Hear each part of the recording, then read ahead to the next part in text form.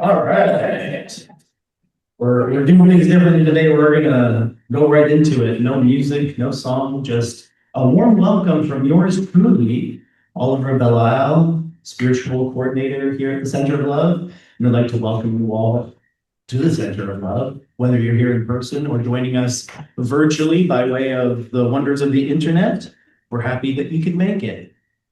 Now, for those of you who have not been here before or who are just learning about the community, the Center of Love exists for a simple purpose: to create a space where people can practice becoming more fully human, more awake, more grounded, more compassionate.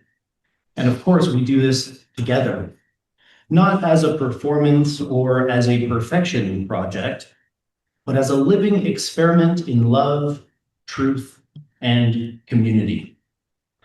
And as you know, our community is quite diverse, but we are unified by one powerful principle: that love is the way.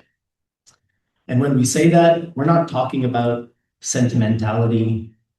We mean choosing again and again to relate to ourselves and each other with presence, care, honesty, and responsibility. What we're talking about here is love as a practice. And like any practice, it lives in the small moments: how we listen, how we speak, how we prepare, how we forgive, how we tell the truth without cruelty, and how we hold each other with dignity. And that brings us to today's topic, because one of the most practical ways that we can express and practice love is through words. This morning's talk is called Transformation through Affirmation, and it's a deep dive into what we might call the wizardry of words, the way language shapes our inner world, and through that, our outer world as well. When you start exploring this topic, you realize quickly that words can point in a lot of directions. We can talk about words psychologically, the way language forms mental maps and reinforces identities and builds patterns in our brain. We can talk about words socially, the way speech can heal or harm, include or exclude, de-escalate conflict, or ignite it. We can talk about words spiritually: prayer, mantra, blessing, intention. The sense that language is not only descriptive, but also creative. No doubt you've heard the word abracadabra. Most people know it as a magician's flourish, something they say after they perform some magical feat. But very few people know that this word comes from an Aramaic term, Aramaic being an ancient language. And when you translate the meaning of abracadabra, it means, as I speak, so I create. Abracadabra. So whether you take this as literal metaphysics or as psychological truth, the message lands. Speech is not neutral. Words do things. They aim. They cue behavior. They become habits, and habits, my friends, become life. So here's where today's talk gets beautifully practical. Because if words can program, they can also reprogram. So while we can spend hours exploring the many dimensions of language, today we're going to focus on one powerful, accessible tool: affirmations. James is going to guide us through this terrain, and I'm told he's bringing a few guest celebrity voices to make the journey even more fun and memorable. So expect a little bit of laughter, a lot of insight, and hopefully a few aha moments along the way. And as we begin, I'll offer a simple invitation. Listen not only with your mind, but with your body. Notice what lands. Notice what resists. Notice which words feel like medicine and which ones reveal a wound that is ready for care. Because at the center of love, we don't treat growth like a race. We treat it like a return. a return to what's real, what's loving, and what is possible. All right. All right, let's step into the magic. Please join me in welcoming James to the pulpit. Yeah, so today we're going to explore the amazing transformational power of words. I think we are all very aware of the words that we use when we speak to other people, and we're very sensitive to the words that come our way. What's also very significant are the quiet words that we speak to the universe and perhaps in prayer to the divinity of our understanding. But the most important words that we can speak are the silent ones that we speak to ourselves, the ones that are swirling in the eddies of our subconscious. And that's where affirmations come in. Affirmations are, what's the technical definition of an affirmation? An affirmation in New Age thought terminology is the practice of reciting positive statements and self-empowering statements to oneself regularly and writing them down frequently. Affirmations can definitely transform our lives because words generate thoughts, thoughts generate feelings, feelings generate actions, and actions would create our reality. So connect the two. Thoughts actually create words, and thoughts create our reality. So by shifting to affirmations, positive statements that we have created, carefully crafted affirmations, we can shift our mindset. We can move from a negative bias to a positive mindset. And just to share with you, I have definitely needed that in my life. You may not have suspected that seeing me, but I have lived a good bit of my life with a negative bias. I've tended to look at life as being dangerous, the universe as being dangerous. I always look for my mind defaults to a worst case scenario, which occasionally is useful, okay, because I'm prepared for the worst case scenario. But I've been working with affirmations for many, many years. So what should an affirmation look like? It needs to be personal. You need to make it about you, okay? Don't try to fix anybody with an affirmation. It needs to be positive, of course. It needs to be in the present tense, but not necessarily. Okay, we'll get to that in a second. It needs to be specific. I'm going to give you some examples of some beautiful affirmations that I found online. I printed them out. They're very specific. They're not just I am statements. And they need to be believable. Okay, if your conscious mind and or your subconscious mind aren't believing the affirmation, it's not going to work for you. Or perhaps the universe is not going to respond to that affirmation. You know, there are many people that have popularized affirmations, celebrities in the last 20th and 21st century here. Some that come to mind are Tony Robbins, Eckhart Tolle, Oprah Winfrey, Joe Dispenza, Napoleon Hill, going back a few years. And if anybody's here heard of Walter Wattles, he was a personal development coach from the early 1900s. But affirmations, apparently there are 31 affirmations, I am statements in the Bible. And in the Bhagavad Gita, there are 8 affirmations, which they call shaplas. And however, those chakras are actually declarations, which are very similar. They're mirror images of affirmations.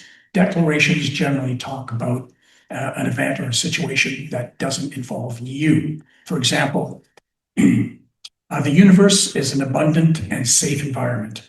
That's a declaration. It's also an affirmation, but so a declaration is basically a statement that doesn't involve you. I told a story here, I think it was back in October or November of something wonderful that happened to me back in August. And I just thought of it last night because the mystery that surrounds this event is that I did not ask for it. There were no affirming statements around this miracle. And it was in a small group right here, and I shared the fact that in August, I was given a phone call. Well, let me tell you the backstory on that. August 5th, I went for an MRI to determine where my kidney stones were located. The previous year, the nephrologist, which is a kidney specialist, said, "Oh, you've got some big kidney stones." Kidney stones, by the way, can be a grain of sand right down to a larger one is a pebble, small pebble. I had two. One was the size of a quarter. Yeah, and the other one was the size of a dime, side by side. And he said, "Oh, and you've got some other small ones too. We can't treat that normally. We're going to go in through your back and blast them and then vacuum them out." So August 5th, I went in for another MRI to determine had they grown, had they moved positions.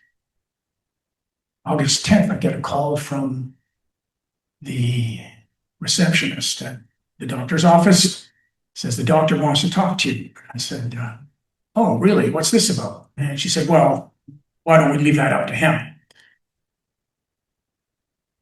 Worst case scenario, right? Oh, it's not just kidney stones. So August 20th, I get the phone call. By the way, I'm scheduled for a surgery on September 7th. And I did pray that during the surgery, it would go without complications and I would not get any infections. So I did pray for that. But the phone call that came on August 20th was, "Mr. Redford, we don't have to go to surgery. Your kidney stones have disappeared." And I said, "Are you sure you've got the right MRI? Were you looking, seriously, again, worst case scenario, oh, this can't be right." I wanted to make sure he had it right. He said, "No, we've got it." And I said, "Well, does this happen very often?" His words were extremely rare. And remind you that kidney stones are the size of a grain of sand or a pebble, and my two large ones disappeared. The words he used were, "I cannot rationally explain this." Okay, if you look at the classical definition of what a miracle is, it is an unexpected and welcome event that has no natural or scientific explanation. And then I did mention when I shared that information with a little group here that I had no affirmations asking for these kidney stones to disappear. But last night, it hit me that I have been using an affirmation for years. And the affirmation is wonderful things. It's a past, present, future affirmation. Wonderful things have happened to me. Wonderful things continue to happen to me, for me, and wonderful things will happen for me. And I thought, that is an affirmation. And so that wonderful miracle landed on my doorstep, and I said, "Thank you, I'll take it." I'm going to read some affirmations for you right now. There are so many affirmations that you can create for yourself, okay? Affirmations generally start with I am statements, but you're going to see here, these are quite sophisticated affirmations. And I got these off of a website called 101 Affirmations. There are a number of them titled 101 Affirmations. I recommend if you want some really significant, powerful affirmations, download some of those. Yeah, so here we are, affirmations for self-confidence and self-belief, affirmations for opportunity, affirmations for healing, affirmations for love. And I won't read all of them. I'll give you some examples off of each one. Affirmations for healthy weight and body image, affirmations for self-love.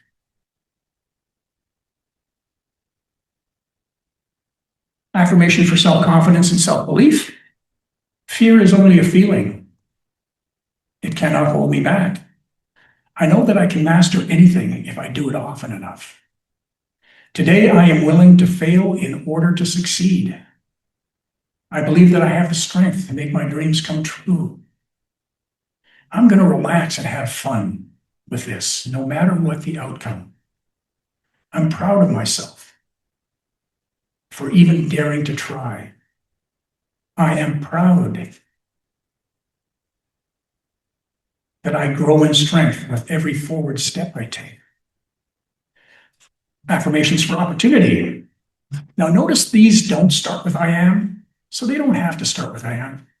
And before I forget, one of the parameters of creating your affirmations is the present tense. But apparently a psychological study in 2007, and then it was published in 2008 in Psychological Sciences magazine, 3 psychologists found that present tense affirmations don't work that well for people with low self-confidence and low self-esteem. They don't believe in the I am statement. So the I will statement worked better for them, and they felt better with I will statements. And I use both. I use I am statements and other statements that I'm not comfortable with in stating that I am in that position. I will put it into the future. So back to the affirmations. Affirmations for opportunity. Today, I open my mind to the endless opportunities surrounding me. Opportunities are everywhere if I choose to see them. I boldly act on great opportunities when I see them. Some of the best opportunities are are made, not found. And today I see each moment as a new opportunity to express my greatness. Affirmations for healing. I am strong and healthy. That is one that I've been using for decades as well. Is I am healthy, wealthy, and wise. Perhaps that contributed to the dissolving of the kidney stones. And another affirmation I use is my health is my wealth. So maybe I have been had something to do with the manifestation of that of the miracle. Affirmations for love. I am ready for a healthy, loving relationship. As I share my love with others, the universe mirrors love back to me. Today, I release fear and open my heart to true love. I am the perfect partner for my perfect partner. I deserve a loving, healthy relationship. Affirmations for inner peace. All is well, right here, right now. Peace begins with a conscious choice. And today, I embrace simplicity, peace, and solace. By becoming peace, I create peace in every experience. And where peace dwells, fear cannot. So these are beautiful affirmations. I downloaded them every morning, part of my morning protocol. I go through my affirmations. I make it a point of writing down my affirmations and my intentions.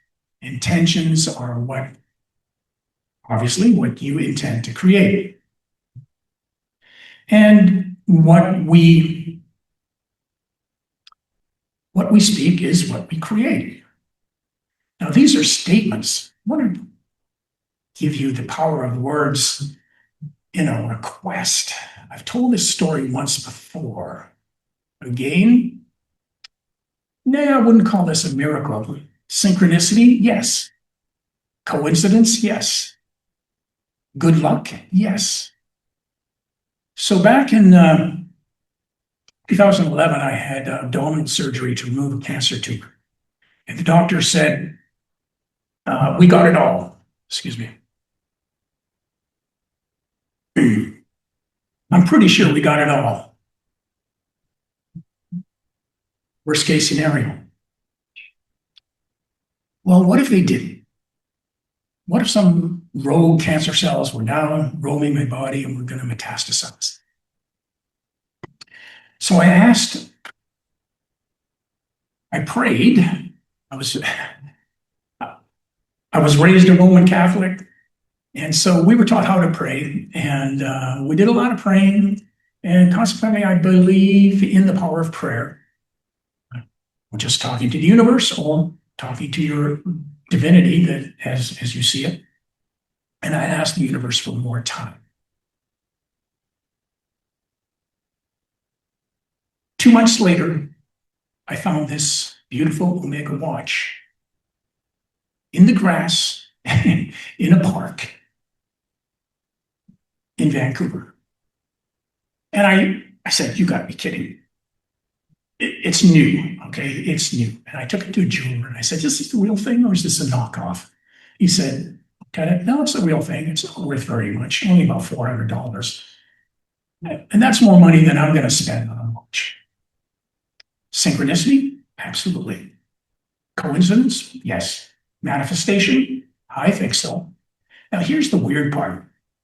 When 2 months later, staying in a motel, waiting for an early morning flight back to Fort McMurray, I'm doing my, I saw that face when I said Fort McMurray. Yeah. The armpit of Canada. Thank you. But I had a good time there. It was great. I was doing my morning yoga routine, just doing some stretches on the floor, and there was a glint under the bed. Another watch. Yeah. A new, no scratches on it, Casio, really only worth $75 or something. Still have it. What does that tell you? The universe was saying, you've got lots of time. Okay. So that's the power of words in a request. So don't just make, your words about statements. They can also be requests.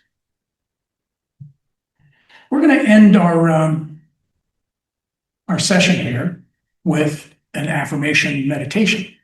This is from a channel on YouTube called Bosk Neuroscience.